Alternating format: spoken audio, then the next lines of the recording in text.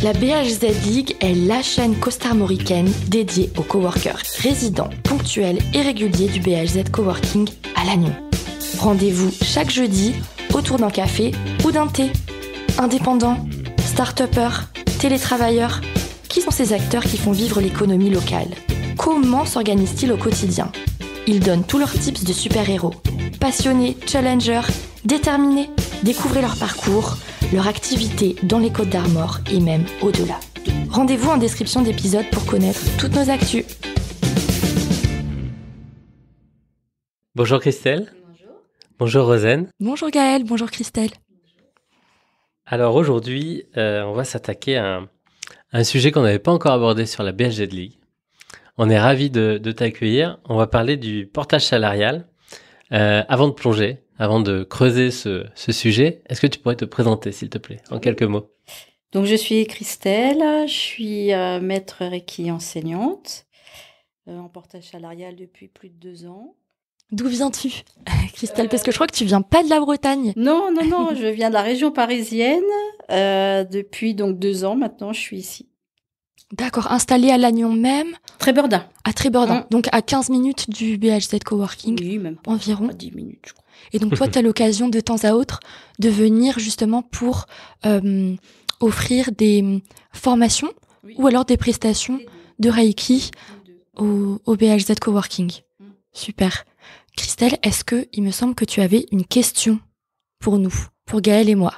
Alors, quel statut vous avez du coup? Alors effectivement, moi je suis indépendant depuis 2016. J'ai essayé plusieurs choses. La micro-entreprise au début, une SASU ensuite que j'ai fermée l'an dernier, pour repartir en micro-entreprise parce que depuis le plafond a été quand même nettement augmenté.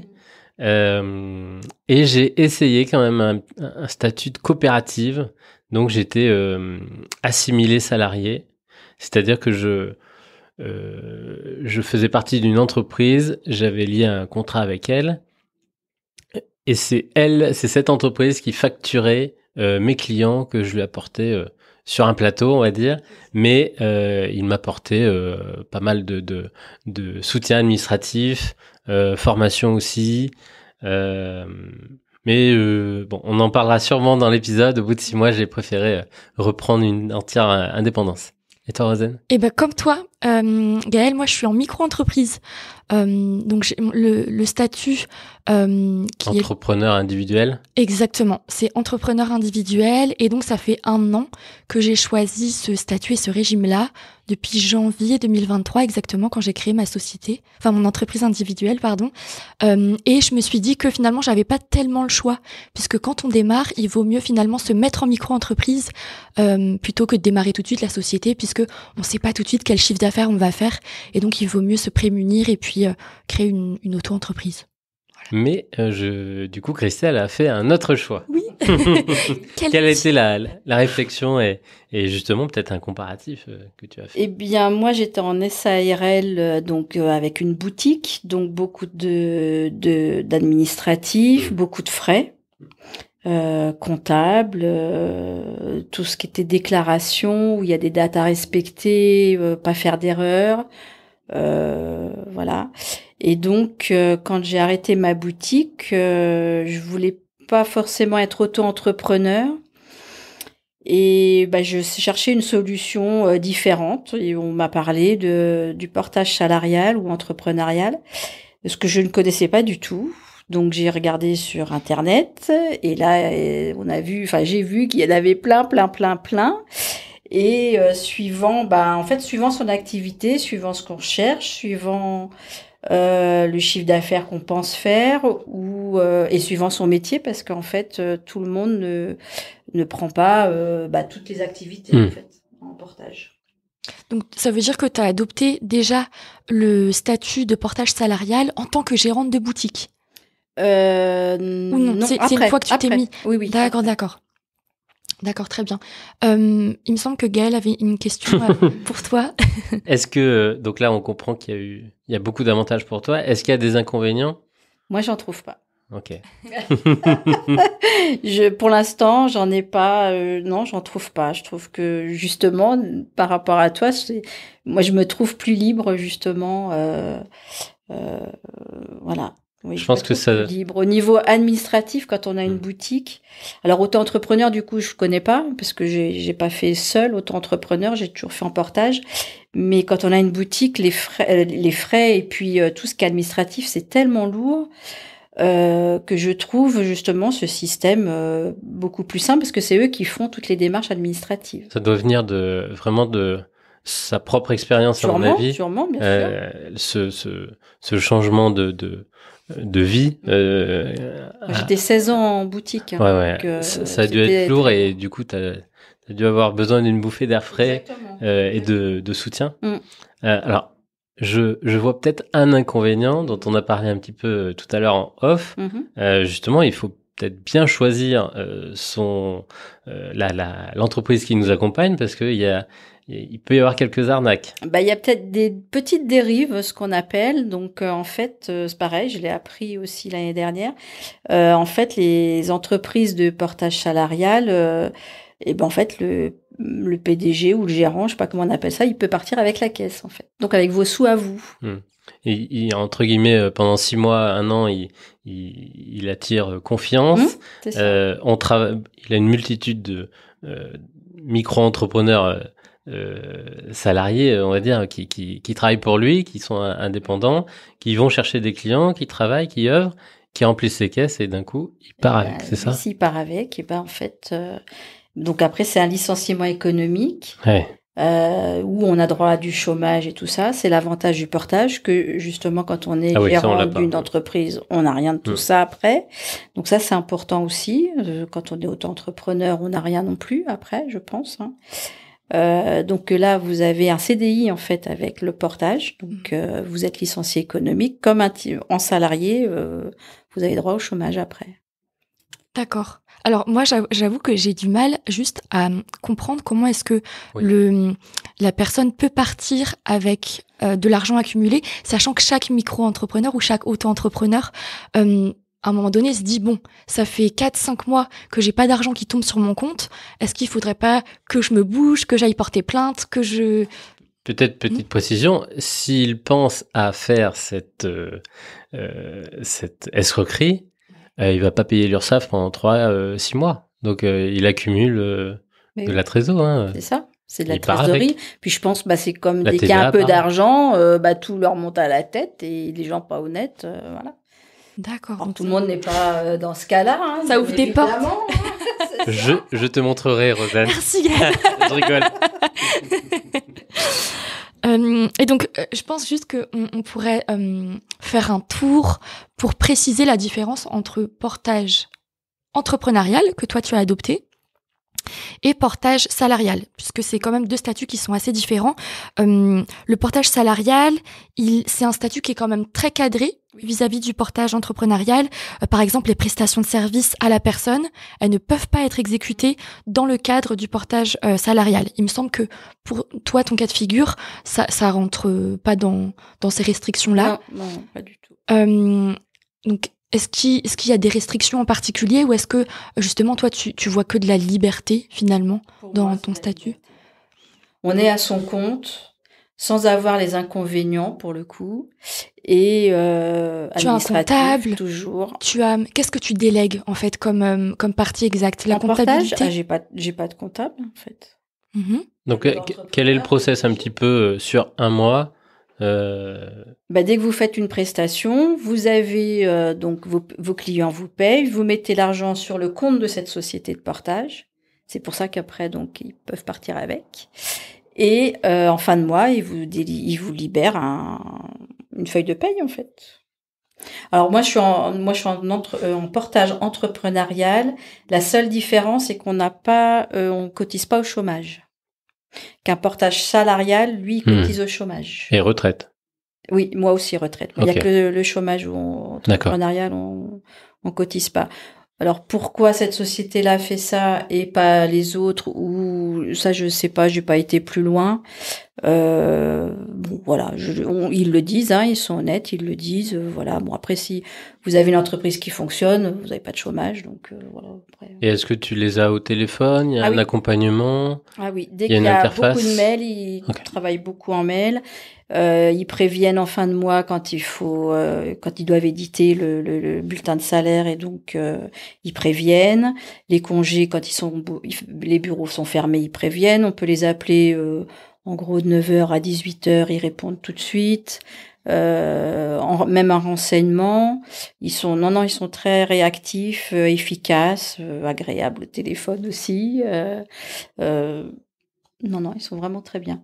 Et donc toi, tu factures et en contrepartie, eux prennent un pourcentage sur le total de cette facture-là. Voilà, donc il y a les frais comme un salarié, Les charges. les charges, on va dire, toutes les cotisations, et en plus ils prennent 8% des frais. 8% de frais, pardon. 8% de frais sur le Pour chiffre le d'affaires. fonctionnement, quoi. Voilà. Ouais, ok. Donc je sais que certaines sociétés de portage ont plusieurs niveaux de frais, mais en gros c'est entre 5 et 8%, peut-être 10 pour certains, mais 5 et 8, moi j'ai vu quand dans mes recherches là, entre 5 et 8% ils prennent souvent. Des fois c'est 5, des fois c'est 6, mais souvent c'est 8%. Et vous êtes beaucoup? Je crois que moi dans la mienne on est 1000, hein, si j'ai bien vu. C'est top, ça fait un sacré réseau. Peut-être que vous pouvez communiquer les uns les autres depuis l'interface. Voilà, sur l'interface, il y a des offres où on se présente, voilà, si quelqu'un cherche quelque chose en particulier. Bon, moi, j'ai pas eu affaire encore, mais bon, j'ai mis ma petite phrase quand même. Voilà. Est-ce que tu penses que ça peut convenir ou ça devrait faciliter des personnes à un moment précis? Moi, je trouve quand on veut lancer une activité dans n'importe quel métier, on prend pas de risque. Du coup, côté entrepreneur, encore une fois, il faut quand même faire des démarches administratives. Que là, en fait, ils vous demandent votre carte d'identité, enfin les choses basiques, et vous lancez votre activité librement. Et que ça fonctionne ou que ça fonctionne pas. Si ça fonctionne pas, après vous appelez et vous leur dites que voilà, vous quittez leur entreprise.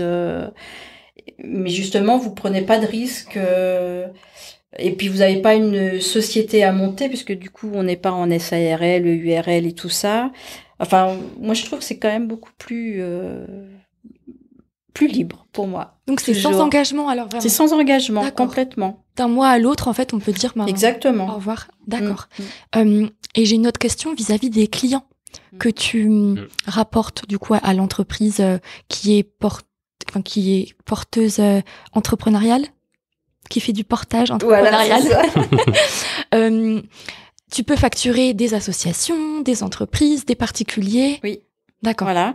Et si par exemple l'entreprise veut une facture, donc là sur le logiciel en fait il y a un onglet facturation et on remplit et voilà, c'est automatique. Et est-ce qu'il y en a tout le monde comprend? Est-ce que tu as des questions de la part de tes clients?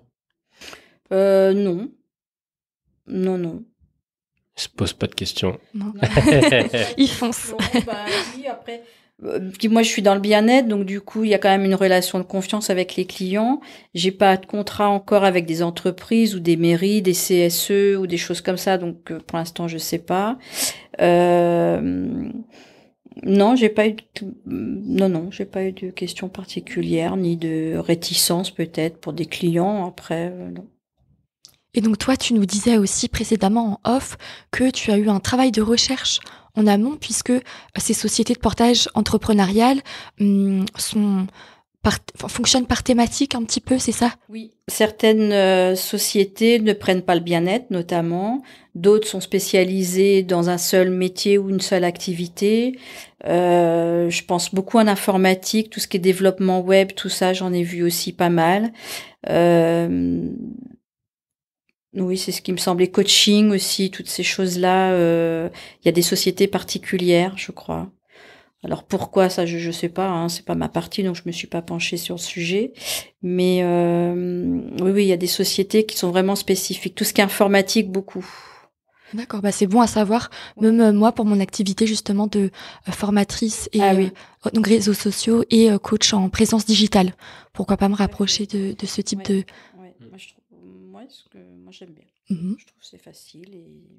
Et le référent, juste par curiosité, le référent que tu peux joindre à tout moment, est-ce qu'il est au niveau local? Est-ce que tout est centralisé dans la capitale, à Paris? Ah non, ils sont pas du tout à Paris. Je crois qu'ils sont dans le Rhône, 69.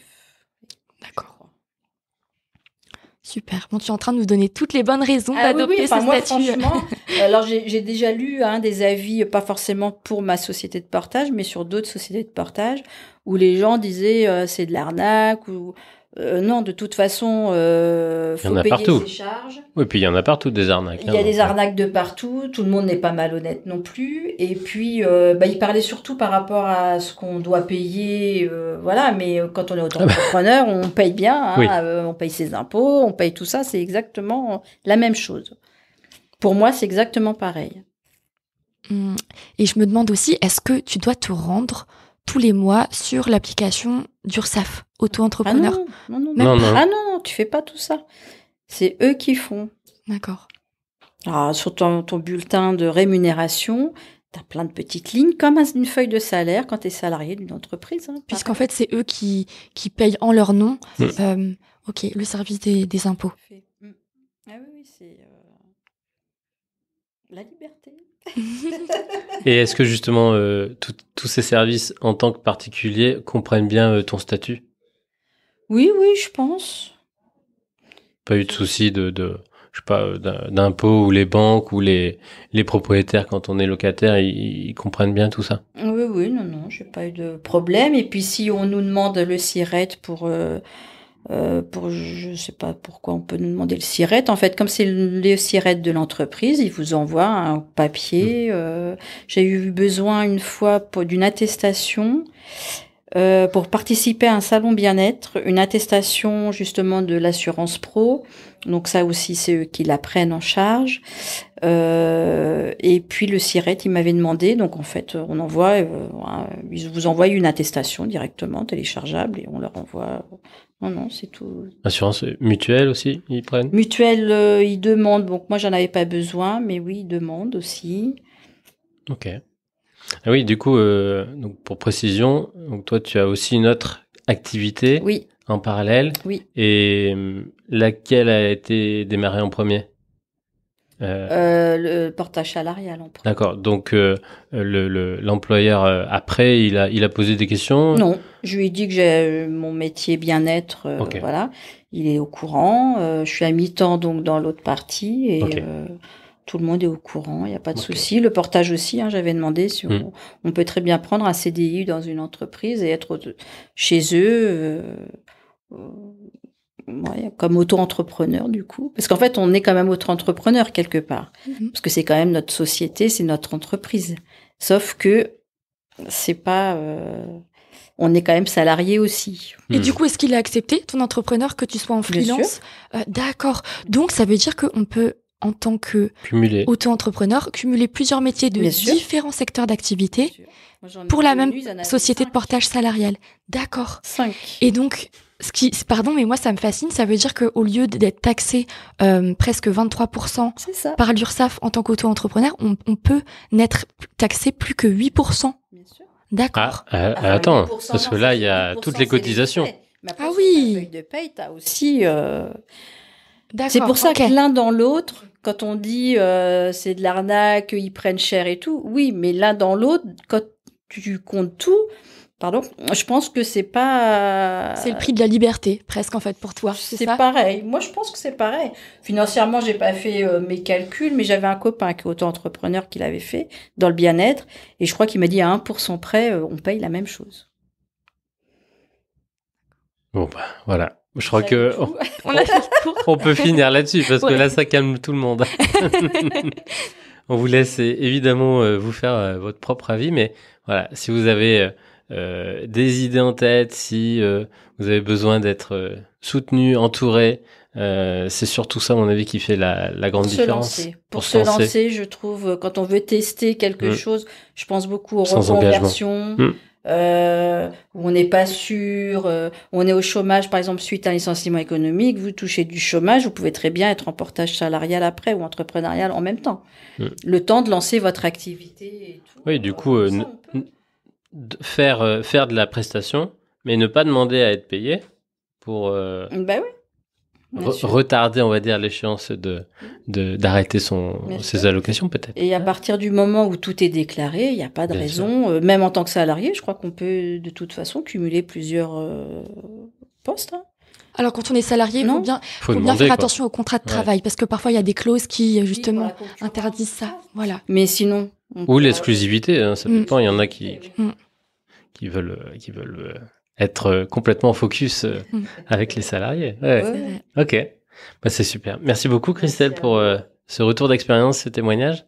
Merci Christelle. Et si on veut te retrouver, ah oui, évidemment, est-ce qu'on te recherche sur Instagram? Est-ce qu'on te recherche Sur Instagram, oui, Belreiki Côte d'Armor, et sur Facebook, Belreiki. Super. Merci beaucoup Christelle. Merci. À la semaine prochaine. À bientôt.